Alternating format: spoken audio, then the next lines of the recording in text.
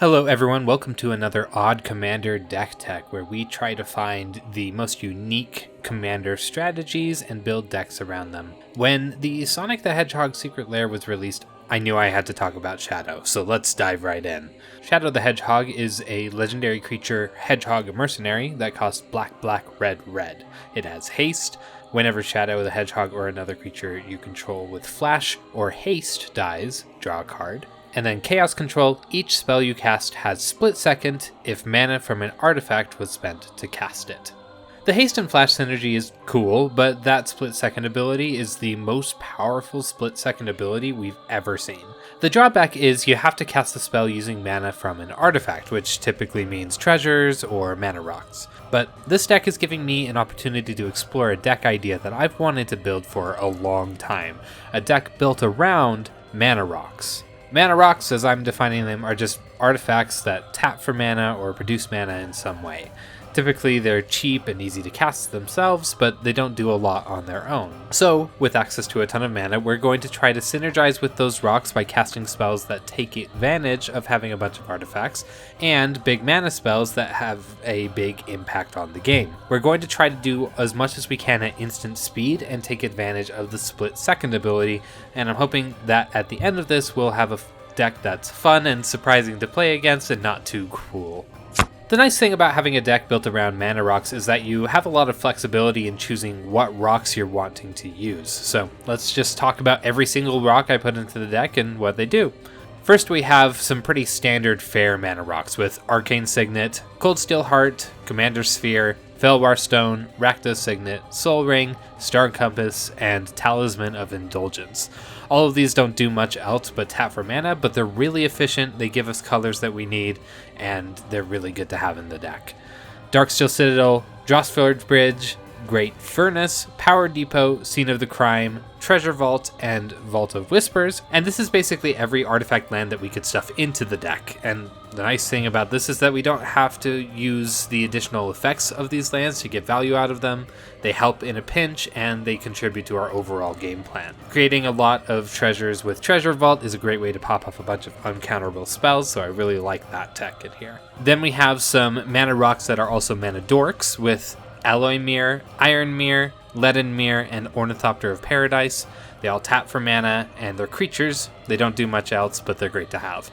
Illuminar Xeris is another one that's a creature that taps for mana. It does require us to sacrifice creatures to get the benefit, but there are multiple ways for us to get tokens to sacrifice to this and get some mana from it. Then we have some that make a bunch of mana. Astral Cornucopia, Empowered Autogenerator, and Everflowing Chalice all make a lot of mana by utilizing counters, and Replicating Ring and Skyclave Relic do the same but with tokens.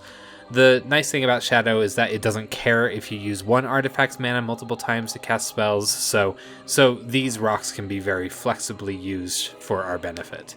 Blitzball and Mindstone, very simply, they just draw us cards in a pinch if we want to sacrifice them.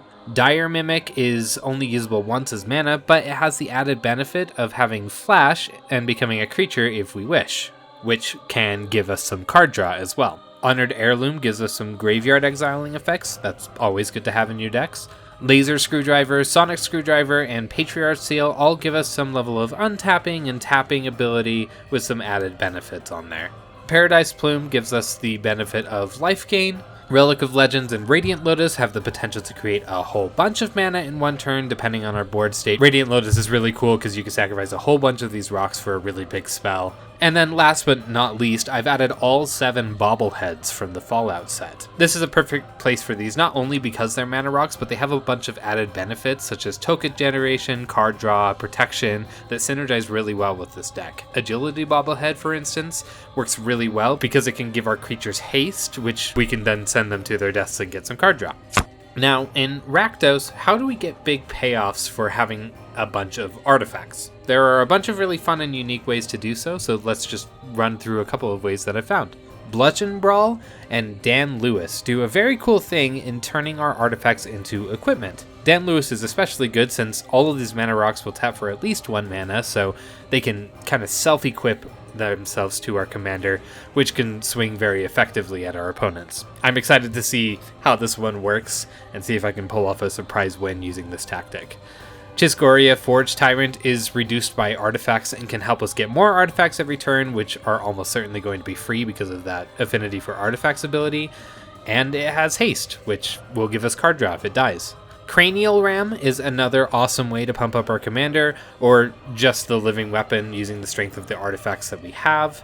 Dowsing Device and its backside Geode Grotto largely do the same thing, but with the added benefit of giving our target haste, so if it dies, at least we get a card out of it.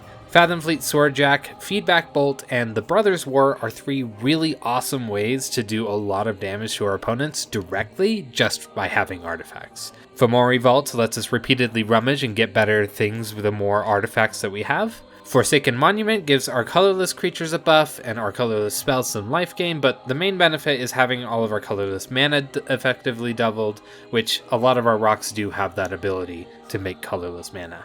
Hellkite Igniter has haste and gets a repeatable fire breathing buff that's amplified by the number of artifacts we control, which is super cool, going to be really easy to pay off for all of these rocks. It's going to be a big target, but at least we'll get a card out of it. Imskir Iron Eater lets us get a bunch of cards for just having a bunch of artifacts, and then lets us fling our artifacts at our opponents if we want to pay the mana for it. Inventor's Fair is a classic artifact tutor, really handy for finding some of these payoffs. Karn, Legacy Reforged, gets stronger for having a lot of artifacts and creates a bunch of mana for having a lot of artifacts. To be honest, Karn would be a great head for a mana rock deck as well, but we're going for something with more colors than Karn. Karn, Silver Golem, and the new Tezzeret Cruel Captain from Edge of Eternities gives us the benefit of turning our non-creature artifacts into artifact creatures for the turn, which at scale can be a lot for your opponents to deal with. Metalwork Colossus is going to be a cheap thing to cast and a cheap thing to recur. Having a flexible 10/10 on the board is really good to have around, and especially good with that Illuminor Ceres that can sacrifice it and get a whole bunch of mana off of it. And then finally we have Monumental Corruption, which is a great include here, lets us get a whole bunch of cards and lose some life equal to our artifact count, which for 5 mana is almost always going to be cast with a bunch of artifacts already out. Now, you've seen the bulk of the deck, let's talk about the rest of it. There are some great cards that kind of fall into utility categories that I'm going to bundle all together, since most of our cards you've already seen, as most of the deck is mana rocks or artifact payoffs. First, we have our flash synergies. These things let us cast things at instant speed, but not actually give things flash, which means it's harder to trigger shadow, but easier for our game plan if we are just making things instant speed. Emergent Zone and Winding Canyons let us cast spells at instant speed for a turn. Shimmer Mirror gives artifacts flash and has flash itself. Vidalcan Orrery also gives our spells flash. Liberator Urza's Battlethopter gives colorless and artifact spells flash. It has flash itself, and it gets bigger whenever you cast a progressively bigger spell. Skittering Cicada does basically the same thing, but just for colorless spells.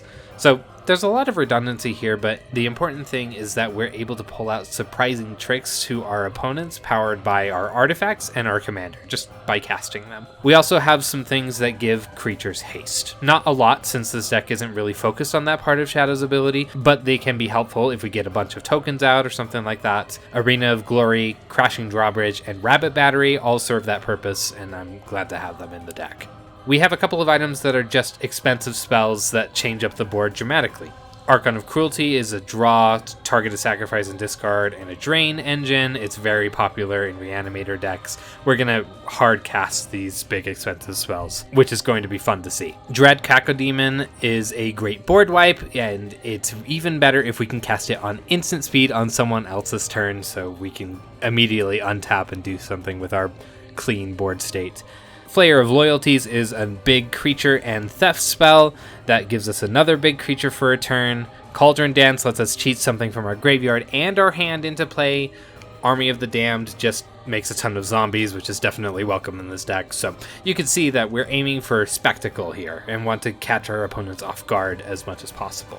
And the last card I'll talk about here is Illicit Auction, which is a fun mini game that lets you auction off any creature on the battlefield, not just one of your own, at the cost of someone's life. It's super unique, it keeps people on their toes, and I'm starting to get more into the idea that every deck needs some amount of mini-gaming so that you can keep games interesting, and that's mostly what the purpose of this card is. Also a great burn engine. It's just fun to throw this out at people and catch people off guard. Thank you for watching this deck tech. I'm really excited to finally try this out. To be honest, the deck may have too many rocks and not enough lands and other utility to really shine, but I hope that this gave you some ideas for your own deck that's a little bit off the beaten path of the other Shadow decks you're seeing out there.